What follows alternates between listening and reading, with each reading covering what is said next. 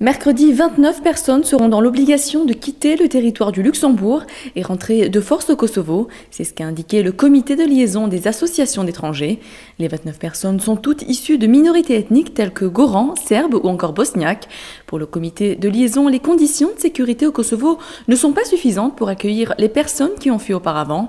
Lundi déjà, 19 personnes avaient été reconduites à l'aéroport de Findel et en 6 mois, 42 personnes auraient fait l'objet d'un renvoi vers le Kosovo selon le ministère. En raison de la crise économique, les salaires réels ont baissé dans la plupart des grandes économies mondiales en 2008, selon le Bureau international du travail, qui ne prévoit aucune amélioration pour 2009, malgré les signes de reprise économique. Sur un échantillon de 53 pays, la croissance des salaires réels moyens est passée de 4,3% en 2007 à 1,4% en 2008. Les salaires ont stagné notamment dans des pays comme les États-Unis ou l'Autriche et baissé en Allemagne et au Japon.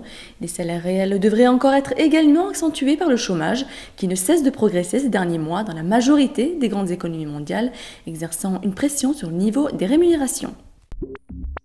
L'ethnologue français Claude Lévi-Strauss est mort samedi dernier à l'âge de 100 ans.